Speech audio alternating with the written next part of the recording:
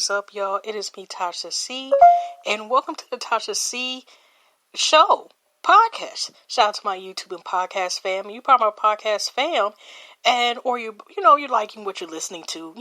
Don't forget, to follow wherever you found my podcast. But if you want about my YouTube channel where you can hear and or see me, go ahead, YouTube, and type in Tasha C TV. Don't forget the TV part. And vice versa. If you're part of my YouTube fam, or you have stumbled upon one of my lovely videos, and you wonder, go ahead, click that subscribe button and click on the notification button. The whole full bell, okay? And if you want to know about the podcast where I have it, also including speaker, look in the description. It should have the other platforms where I have my podcast. Okay, depending on which video you find. Like my older podcasts, y'all, are actually on SoundCloud, not the newer ones. But yeah, but everywhere else is pretty much where it should be at. Okay. So anyway, y'all, I'm feeling a little bit better, but I'm not about to still go to the description. I'm just gonna talk again about one of the websites again. Because it's not only Black History. It's 365 days a year, of course, but it's also women history. So I'm at least going to, until I feel better, the podcast may not be as long. I don't know if y'all can hear him still a little bit. It wasn't like it was hoarse, like I haven't stripped over or anything, but if y'all have bronchitis and or asthma, and with the weather's changing and how, you your body's trying to possibly, cause a flare up, it's like your voice is, y'all know, okay, dry. It seems like it's scratchy to a certain point. It's like a little bit hoarse, So I'm going to go back to, let's see here. Excuse me, y'all, because, sometimes I use Instagram. But like I said, since I'm not feeling well, I think, like I said, at least it leaves a lot of information that we still have, because I'm trying to keep, like I said, this particular podcast going until, I don't feel like doing more or so forth. And I mean, it could be a miracle if I can get it for 6 months, and especially for at least a whole year.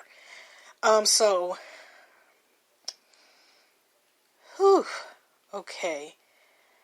Of course, I had this originally out, and what I'm doing, y'all, is I'm not gonna lie, I have a lot of tabs that are open on the thing, so just give me about the maximum, like a minute, because I had it on there. Okay, here we go. Now, this is thought.com. Now, depending how this goes or how I feel after finishing it, there was another one I had. It was 10 banned books, and some of them, like I said, would be originally. The last one I was doing was like the Toni Morrison one. Okay. Now, this one here is the 4th out of 7. I Know Why the Caged Bird Sings and I Still Rise by Maya Angelou. Maya Angelou covers this so well. Maya Angelou published I Know Why the Caged Bird Sings in 1969. I read that book. Did any of y'all, like y'all actually talk to me, any of y'all actually read that book? It's a good book. I also seen the movie as well. It was not as graphic, or it's probably like at the most PG, at the most not even 13. Maybe a 13 because of the matter, but it wasn't as graphic. Like the book itself, you might as well say it's a rated R, if you were to put a rating on it. Since 1983, the memoir has had 39 public challenges and or bans for its portrayal of rape, molestation, racism, and sexuality. Maya Angelou's collection of poetry, Still Rise, also been challenged and in some cases prohibited by school districts after parents suggested a complaint of suggested sexuality in the present text. And like I said, surprisingly, I had read that in 9th grade, freshman year. It was a requirement because I was placed in the class, one of the classes where it was African American literature, I think English, but it was most predominantly African American literature, and we read that.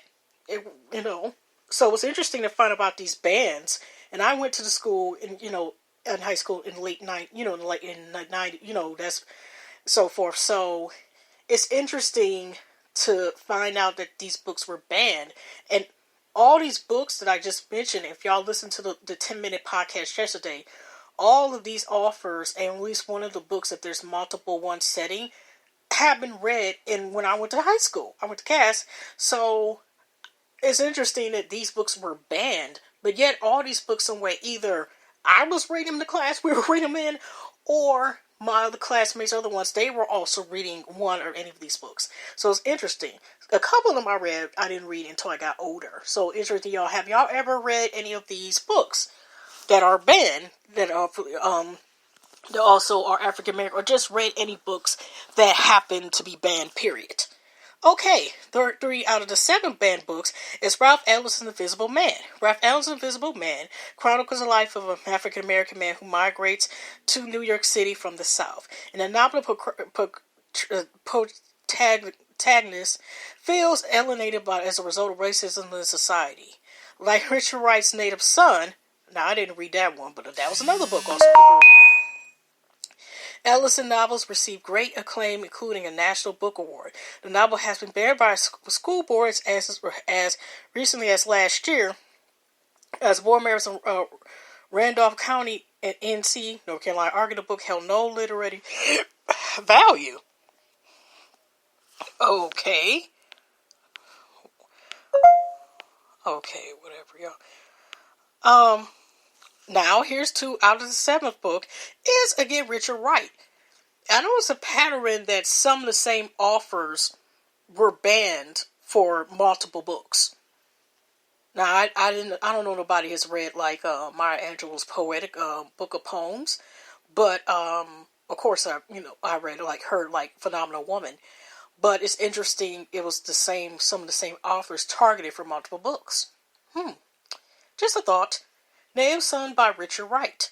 When Richard Wright's Native Son was published in 1940, it was the best-selling novel by an African-American author. It was also the first Book of the Month club section by an African-American author. The following year, Wright received the Sparrow Medal from the NAACP. The novel received criticism as well. The book was removed from the high school bookshelves in Barron Springs, Michigan. Again, they bring up Michigan up. That must be higher where I stay. Because it was vulgar, profane, and sexually explicit. Other school boards believed the novel was sexually graphic and violent. Nevertheless, Native Son was turned into a theatrical production and was directed by Orson Welles on Broadway. I do know, I think it was year before last, it was the young man Ashton. I hope forgot his last name. I hope I'm pronouncing it right. They made like a updated version of Native Son. It's actually the same title. Like I said, I don't know if it's 2018, 2019. Now, like I said, I read the summary Native Son, but I had not read the book. Invisible Man, I read twice.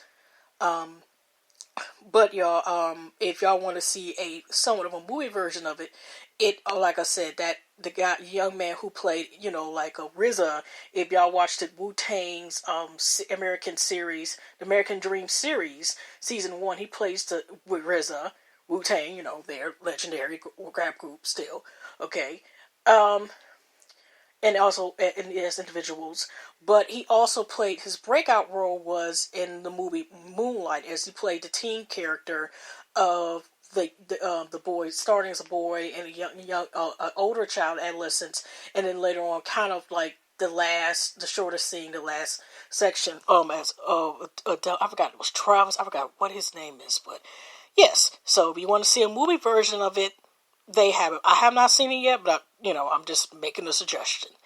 Okay, Select a Test by James Baldwin.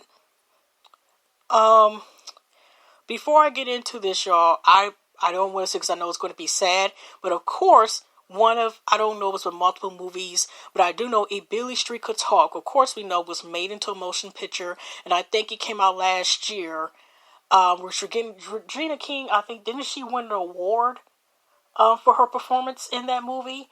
So I didn't read any of James Baldwin's books, but I do know he, like I said, it's a, legend when it comes to writing. Okay, Go Tell It on the Mountain was James Baldwin's debut novel. The semi-autographical work is a coming-of-age story and has been used in schools since its publication in 1953. However, in 1994, its use in a Houston's Fall, New York school was challenged because of its explicit descriptions of rape, masturbation, and violence and abuse of women. Other novels such as Beasley Street Could Talk, Another Country, and A Blues for Mr. Charlie have also been banned. I wonder if that's the same reason.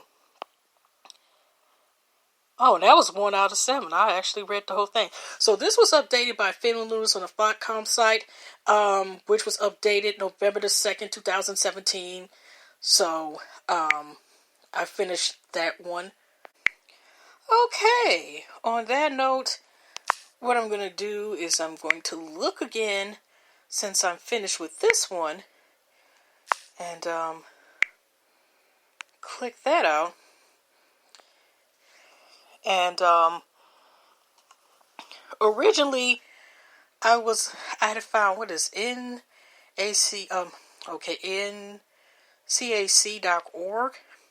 Since I just did Invisible Man, okay, I think I was top banned books that changed the face of Black history. So, they start automatically with 10, so I'm sorry y'all, I'm rereading this again, but, this is also for people just redoing, listening to these again, but also just in case of people may not remember, but their first time listening to this. So number 10, Thanks for All Part by Trina Arby, 1958. Regardless one of similar works of African literature, Thanks for All Part by Trina Arby follows the life of Kenwo, a leader and local wrestling champion in Euphema, a fictional group in 9 villages in Nigeria, and his experiences with British colonialism and Christian missionaries. The story reveals the negative effects of white rule over Okono's small village, mostly expressly when he decides to commit suicide instead of being tried in a colonial court.